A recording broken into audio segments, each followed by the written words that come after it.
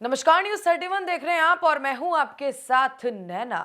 हल्द्वानी में मुख्यमंत्री पुष्कर सिंह धामी ने केंद्रीय बजट 2026 को लेकर प्रेस कॉन्फ्रेंस की। इस दौरान मुख्यमंत्री ने बजट को विश्वास का बजट करार देते हुए कहा कि बजट देश को वर्ष 2047 तक विकसित भारत बनाने की दिशा में एक मजबूत आधारशिला साबित होगा। उन्होंने कहा कि ये बजट वर्तमान के साथ साथ भविष्य की अर्थव्यवस्था को भी मजबूती देने वाला है। मुख्यमंत्री धामी ने कहा कि केंद्रीय बजट 2026 से उत्तराखंड जैसे पर्वतीय राज्यों को विशेष लाभ मिलेगा। बजट में इको टूरिज्म को बढ़ावा देने और पर्वतीय ट्रेल विकसित करने पर जोर दिया गया है, जिससे राज्य में पर्यटन को नई गति मिलेगी और स्थानीय लोगों के लिए रोजगार के अवसर बढ़ेंगे।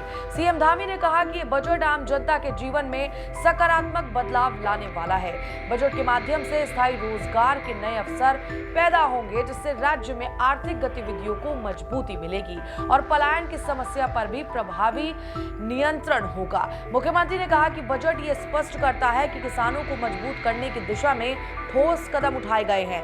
महिला सशक्तिकरण को और मजबूती मिलेगी, युवाओं के लिए नए अवसरों का विस्तार होगा।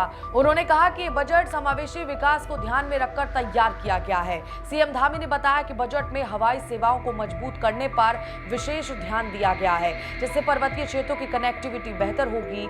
इसके साथ ही इको टूरिज्म को बढ़ावा मिलने से राज्य की आर्थिकी को नई मजबूती मिलेगी। मुख्यमंत्री पुष्कर सिंह धामी ने कहा कि उत्तराखंड को रेलवे क्षेत्र में 4,769 करोड़ रुपए का ऐतिहासिक बजट आवंटन मिला है। उन्होंने बताया कि आवंटन पिछली सरकारों की तुलना में 26 गुना ज्यादा है, जो राज्य के बुनियादी ढांचे को मजबूत करने की दिशा में एक बड़ा कदम है। सीएम धामी ने कहा कि केंद्रीय बजट 2026 भविष्य की अर्थव्यवस्था को मजबूती देगा और विकास की रफ्तार को तेज करेगा। उन्होंने प्रधानमंत्री और केंद्रीय वित्त मंत्री का आभार जताते हुए कहा कि बजट उत्तराखंड और देश दोनों के समग्र विकास का रोड मैप है।